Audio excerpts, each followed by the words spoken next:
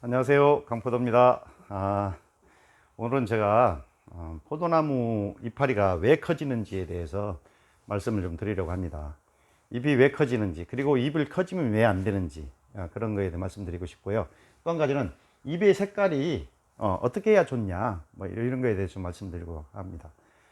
사람들은요, 잎의 색깔을 보고, 야, 이파리야, 니네 이파리 색깔이 아주 좋다.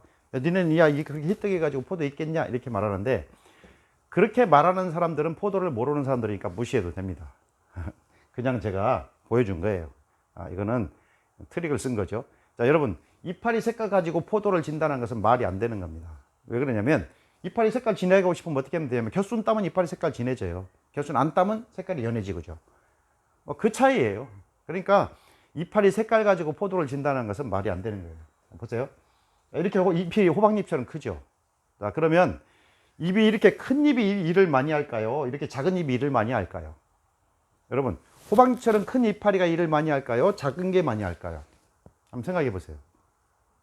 여러분들이 포도나무 이파리는 이렇게 손바닥만한 이파리입니까? 아니면 호박잎처럼 넓은 이파리입니까? 호박잎처럼 넓은 이파리가 되죠. 왜 그러냐면 겨순을 다 따니까, 겨순을 다 따고 생장점을 다 끊으니까 더 이상 영양이 갈 데가 없는 거예요. 그러니까 어디로 가냐? 잎으로 가는 겁니다. 그래서 잎이 커져요. 그러면 우리 웨이크만식으로 나무를 해놨죠, 이렇게. 그러면 웨이크만식으로 해놓은 그 이파리가 차곡차곡 쌓여 있잖아요. 차곡차곡 쌓여 있죠. 야, 햇빛을 비춰요? 그럼 밑에 이파리는 뭐 하죠? 햇빛을 받아요, 못 받아요? 못 받죠. 놀고 먹는 거예요. 놀고 먹는다니까. 그러니까 위에서는 광합성을 하는데 밑에는 놀고 먹고 있고요. 광합성량은 이파리 작은 게 많이 하는데 이파리가 크니까 광합성이, 그 일본의 식물학자가요, 1942년도에 발표했는데 뭐라고 하냐면, 야, 이파리 큰 거나 작은 거나 누가 일을 많이 하냐? 작은 게 많거나 같거나 그렇다라고 발표했어요. 자, 그런데 보세요, 한번. 자, 이파리 세포 숫자가 똑같아. 100개나 100개. 세포 분열은 더 이상 일어나지 않는다고 했죠? 태어날 때 생기면. 그러니까 세포가 똑같은데 이파리가 커졌어. 그럼 뭐 할까요? 세포벽이 얇아진 거예요. 식물은 세포벽이 두꺼워야 광합성을 많이 해서 양분을 많이 만드는 건데, 세포벽이 얇아진 거죠. 이파리가 커졌다는 것은 세포벽이 얇아진 거지, 세포 숫자가 더 증가한 게 아니란 말입니다. 그래서 작은 게 일을 많이 하는 거예요. 그 다음에, 자, 작은 잎, 큰 잎 한 장 놓을 자리에다가 작은 잎 몇 장, 이거 봐. 여기 한 장, 두 장, 석 장은 놓을 수 있겠어요. 그죠? 그러니까, 이파리 작은 잎이 있으면, 바람에 흔들거리면 밑으로 빛이 들어가죠? 바람이 따라고 들어가죠? 그러니까 병도 없죠. 햇빛도 잘 들어가고, 광합성량도 많아지고. 그러니까 문제는 뭐냐면, 우리가 겨순 따면서 적심하면서 하는 농사, 그리고 웨이크만식으로 계속 수세가 세니까 겨순이 계속 튀어나올 수밖에 없죠. 그런 농사가 고질적으로 문제라는 거예요. 그래서 보세요. 이파리 색깔 가지고 얘기하는 것은 의미가 없다. 왜냐하면 이파리 색깔은요, 내가 이파리 색깔이 이렇게 진하게, 연한데 이렇게 진하게 하고 싶으면 겨순 따버리면 된다니까요. 그러니까 이파리 색깔 가지고 포도에 잘 익네 못 익네 하는 것은 의미가 없는 거예요. 그래서 한번 볼까요?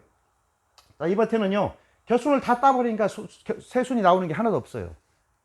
자, 겨순을 다 따버렸더니 새순이 하나도 없어. 야, 우리 일할 게 없어. 좋아. 이게 아니에요. 새순이 없다는 것은 뭐냐면, 야는 놀고 먹고 있다는 거예요, 지금. 그러니까 포도가 맛이 없어지죠. 그래서 여러분, 포도나무 밭에 끝이, 새순의 끝이 이렇게, 아이고, 나 죽겠다 하고 자랄 정도로 자랄 수 있어야 진짜 좋은 포도가 나오는 거예요. 이렇게 잎이 없으면요, 이렇게 잎이 없으면 양분을 빨아올 뿌리가 없는 겁니다. 옥신에 대해서 얘기했죠. 옥신은 하루 나왔다, 옥신이라는 호르몬이 내려가면 옥신이 뭐 한다고 했죠? 식물 뿌리에서 모세근을 발생시킨다고 했죠. 모세근은 양분을 빨아올리는 뿌리고요. 자, 그러면 여기 새순이 없다는 것은 뭐예요? 옥신이 원활하게 내려가지 않는다는 거죠. 옥신이 없다는 거죠. 옥신 호르몬이 내려가지 않는다는 거예요. 그러면 거기에 양분을 빨아온 뿌리가 없다는 얘기잖아요. 없다. 문제는 뭐냐? 양분을 빨아올리는 뿌리가 없으면 날짜만 간다는 거예요. 날짜. 식물은요, 식물의 성장은 호르몬에 의해 변화에 의해서 성장하는 거예요. 사람도 그렇고 식물도 그렇고 동물도 그렇고 몸체 내에 호르몬의 변화에 의해 생기는 겁니다.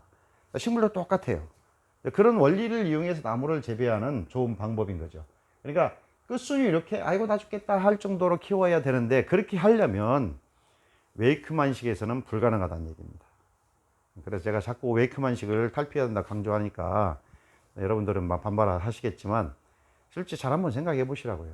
제가 뭐 쓸데없이 밥 먹고 할 일 없어서 웨이크만식 하지 말라고 자꾸 얘기하겠습니까? 우리나라 포도 산업이 제대로 발전하려면 웨이크만식을 빨리 탈피해야 됩니다. 그러니까 잘 보시기 바랍니다. 자, 식물의 생장점 끝에서 옥신이라는 호르몬이 만들어진 옥신 끝에서. 그럼 이 옥신은 뭐 하는 호르몬이냐? 식물 뿌리에 모세근을 발생시키는 호르몬이거든요. 그러니까 끊임없이 옥신이 나와야 양분을 끊임없이 중단되지 않고 양분을 빨아 올리면서 나무가 정상적인 레벨로 성장해 가는 겁니다. 근데 옥신이 나오지 않으면 모세근이 없기 때문에 양분을 빨아 올리지 않아요. 근데 어떻게 이 뿌리가 있으니까 물은 빨아 올리죠. 그러니까 살아는 있죠. 그렇게 나무의 어떤 변화 과정을 이렇게 단절이 없이 꾸준하게 양분도 공급하고 광합성도 많이 하고 이렇게 해서 식물이 좋은 열매를 가지게 되는 게 농업인데, 그런 식물의 원리를 무시하고 농사를 하게 되면 좋은 열매를 딸 수가 없죠.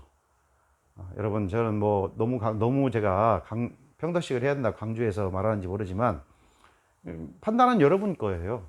여러분이 어떻게 할 거냐, 나는 웨이크만식 할 거냐 평덕식 할 거냐, 그건 여러분들이 알아서 하실 문제인데, 어쨌든 앞으로 장기적으로 한 30년 이상 포도농사 할 계획을 하신다면 평덕식 해야죠.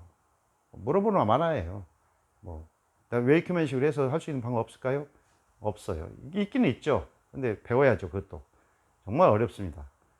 어쨌든 여러분 잘 판단하셔가지고 좋은 농사 준비해 보시기 바랍니다. 지금 하우스를 짓고 비가림 시설하고 하시는 분들 많으신데 잘 판단하셔야 됩니다. 지금 시설을 딱 해놓으면 골치 아파요. 못 고치니까. 그러니까 다 시설해놓고 저 찾아오려고 하지 말고 시설하기 전에 저 찾아와서 상담하세요. 그래야 여러분 농사를 예측할 수가 있습니다. 지금까지 영광포도원에서 강포도였습니다. 감사합니다.